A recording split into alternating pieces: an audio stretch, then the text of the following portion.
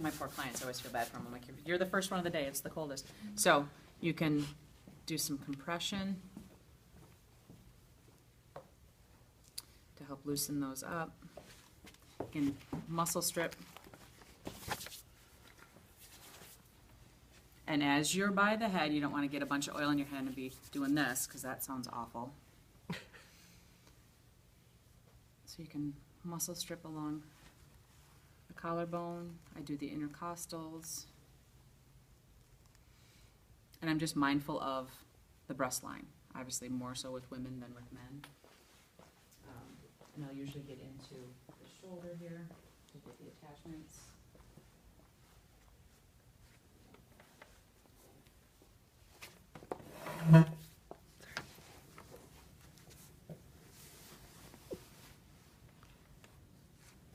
And then it goes right into neck and shoulder. So there's a limited amount that you can do. You can, pull the shoulder back and pop that out and muscle strip into the pecs a little bit more. But with a breaststroke, there's really only so much that you can get in there. You can even undo the arm here. So that's like that. And you can do some compression that way and kind of do a broader muscle stripping. And then get down into your biceps, triceps, your deltoid, and whatnot. Kind of hit all of the heads of the muscles anyway. So sometimes that's really nice. Or even do both ways there. So you're getting a little bit of arm and shoulder into there also. I had a question. When I was doing the clients, I would finish with the hands, and I did their hands twice when they were laying. Yeah, there's very few people who are going to tell you you can't touch my hands twice. Well, I was just wondering if you usually do one. There are some times that there are times where I do. For example, I did an in-home, and it was a dental hygienist, and so her hands are very cramped, so I did them twice. I did them while she was prone and supine. A lot of times, if it's because it's one of those things where if you're running short on time, you can kind of cut that down or condense it. I'll do it just once. So it just kind of depends on my client. I know that she particularly enjoys that, so I do that. So. All right, so we will start, now that I've got oil on my hands, with the face. When you're doing the face, you should not have oil on your hands, okay? So either if you have done full body and you're ending with face, which always feels very nice and relaxing, just make sure that you're wiping your hands off so that they don't have grease all over their face. Or you can start with the face before you even apply any oil. Or if you're privy to having a sink in your room, wash your hands real quick and then you can do the face. But typically by this time it's absorbed enough into your hands that you can at least just wipe off the excess. Or if you carry a towel on you, you can wipe it off that way also. But, so I got most of it off on, sorry.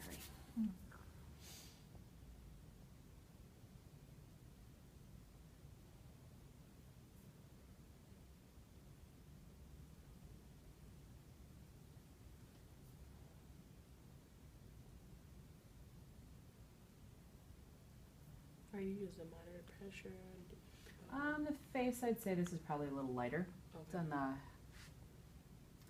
it's not quite a medium, it's a lighter pressure. Okay.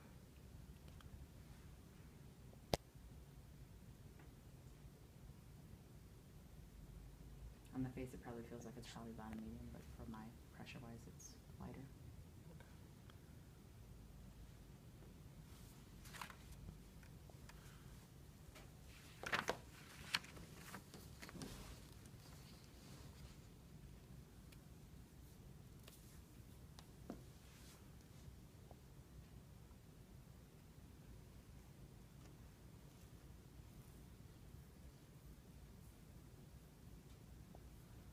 And if I've touched her feet and I haven't washed my hands, I don't touch her face. If you've touched the feet, would you still do the head and neck and just not the face? Sometimes I will. Kind of depends. If they come in flip-flops and their feet are all dirty, then I won't. But if they come in, it looks like they've got relatively clean feet, then I do.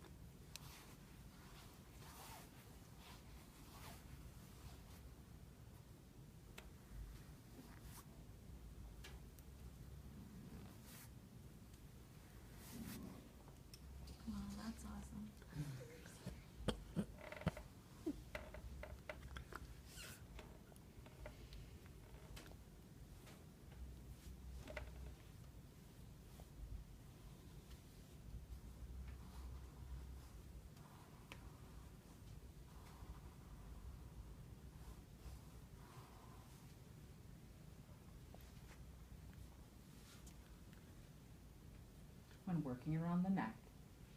Don't clasp your hand down as such. Your client will pass out. But if I'm resting just the webbing of my thumb kind of in that crook of her neck.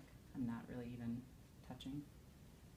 And if your client is claustrophobic, this is going to be uncomfortable because they will feel not in a good place.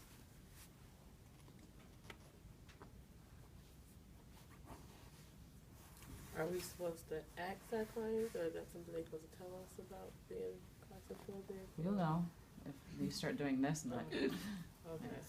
it's not usually something that I discuss with them, no. But. Okay. Is that the carotid artery thing? Mm-hmm. So I'm kind of working on the back side of that as I'm muscle stripping back here. Is that the big line that was sticking out, or is that a muscle? That's line? just a,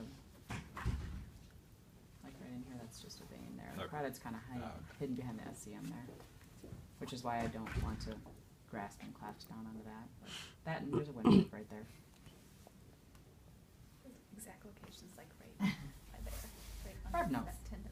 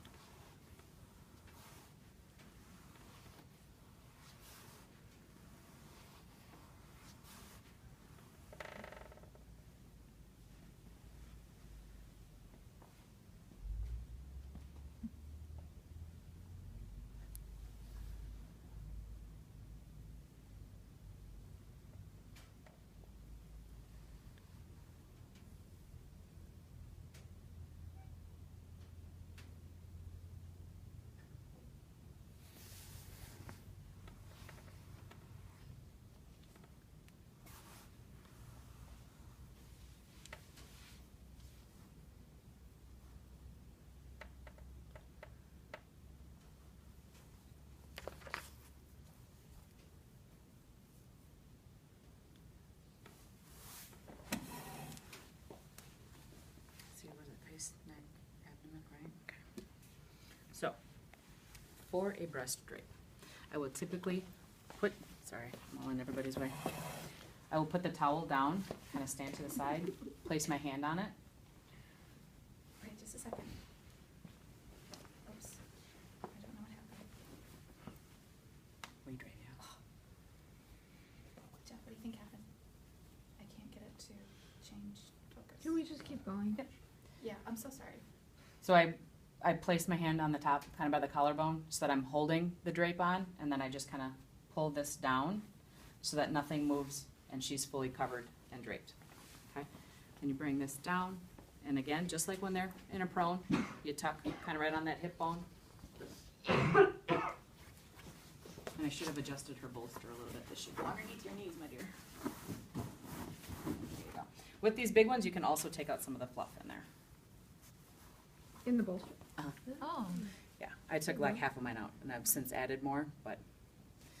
All right, so, and then will sometimes just readjust my towel if I need to, so that I can get at that rib cage area a little bit more, okay? And then also, same as when they're prone, you can tuck this in just a little bit, just to kind of protect the undies, so that you don't get oil on them. When approaching the abdomen, always approach very respectfully. Go with that intent that this is a very respectful situation, because this is a highly charged area for a lot of people.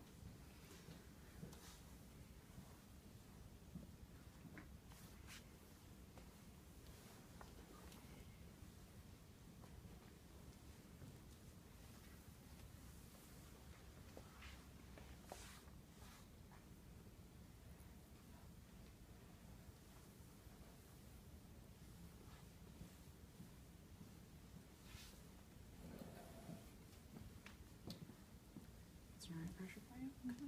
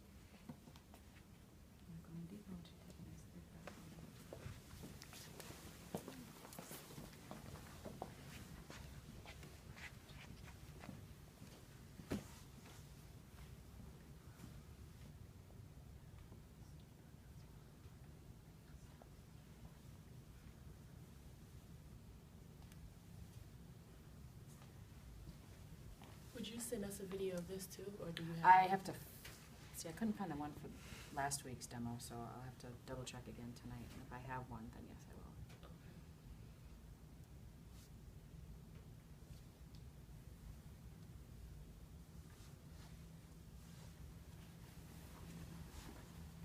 And to redrape that, I just pull everything back out. It's a pretty nice and easy way to do a breast stripe. I think that's all that's. So, huh?